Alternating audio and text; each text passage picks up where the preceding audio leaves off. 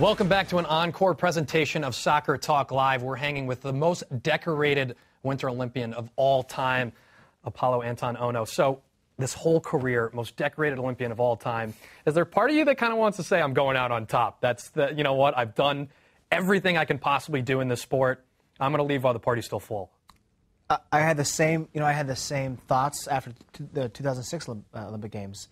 And I was tied with Eric Heiden with 5 medals. I had won everything you could win in my sport. I had broken all the records, and I from a results standpoint, I was happy. I was like, okay, I've done every single thing I've ever wanted to do as a kid. I reached all my goals, but and even now, even before these games, I was competing for something I think other than just the medals. I'm a diehard competitor, right? I'm a fierce, very intense person. So when it came down to me training, I noticed that I love to do the things that I love to do, not because of the medal chase, but because of the things that I learned about myself and the constant everyday struggles that it takes to become the top 1% in the world. And I love that. I mean, I love that constant challenge every single day, and you get instant gratification. Either you perform right now and you leg press this 2,000 pounds, or it's going to crush your spine and you're never going to skate ever again. It's kind of like do or die, and I love that. And you always put that pressure on yourself. I love that, in everything that you do. I mean, I'm a little bit impatient person, right? So like I want to see like results right away. So in short track, you don't see that, and it takes daily, hourly, just total mind and body immersion within the sport to do so. And at age 14, I was working on technical aspects of the sport that I was working on this past Olympic Games that haven't changed. So you'd think the sport would get easier as I would get older, but it definitely is not the case. Well, and you out of the whole group when you were younger were already sort of earmarked as one of the kids that was going to be great at this sport, and you started to go up fast and skate with guys that were older than you and skate with, and that became difficult for you because you tried to skip over a lot of the steps, and as the competitor that you are, tried to really challenge yourself by maybe going a little too fast. Did you notice that you had maybe bit off a little more than you can chew when you were younger? Oh, I mean, at age 14, within 7 months of training, I had won our U.S. trials. So not just for juniors, but I was the #1 guy in the U.S. So I'm racing against guys, and I had guys on our team that were skating for more than 25 years.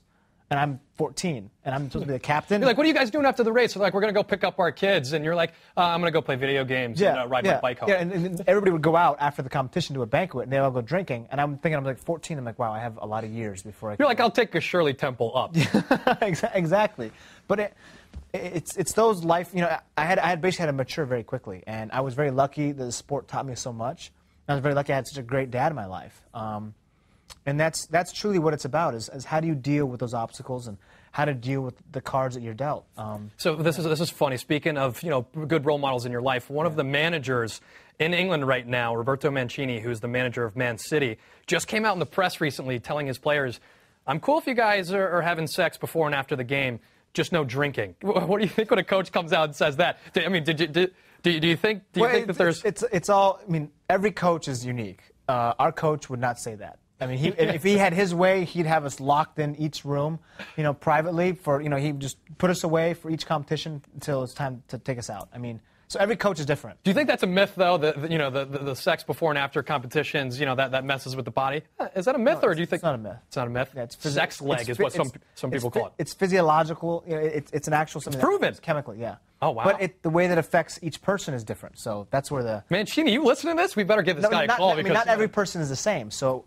one guy, girl, maybe affect. They might fall over on the first lap after having a night they got shaken. Or they might be just.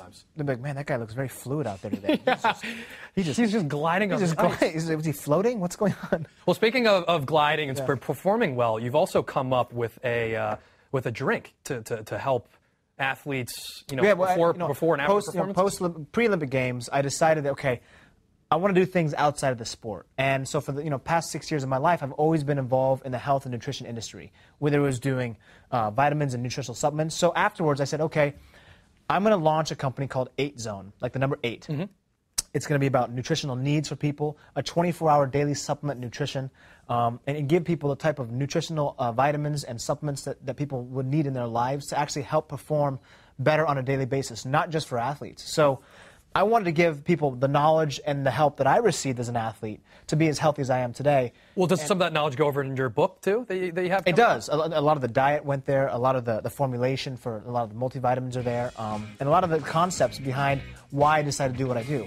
Ultimately, I like that business for one reason only, is that it helps people get right on the right track towards being a healthier person. Whether they want to start working out more, whether they feel better about themselves as a person, or whether they say, you know what, I want to lose weight, or I want to be more active, I want to be more fit. Because that's my backbone. That's who I am. If I don't work out for a day, my mind starts going crazy. I don't feel right. So I want people to understand the benefits of being healthy. And basically just overall, you know what it was? 8 Zone, my company, is about living a better quality of life. And you know, I have a great team around me, and we're just basically committed towards helping people reach their dreams on the ice or quote, off the ice, in a sense. Well, so your book's coming out in October, and I'm really excited to see this one because you mentioned off of one of the commercial breaks that I'm going to show a side of myself that a lot of people don't see, and so that's going to be in stores October 26th. October 26th is when the release is, and it goes very deep into my personality and goes much more into detail about my entire journey. All right, well, I'm going to have to get you to sign one of those for my mom. Absolutely. Mom, I told you I'd ask him. I told you, and I just did. Well, thanks for coming in. Thank you. Apolo Ohno, everyone, the #1 medal-winning Olympian in the Winter Games. Incredible. Thanks for joining us. We'll see you all next week.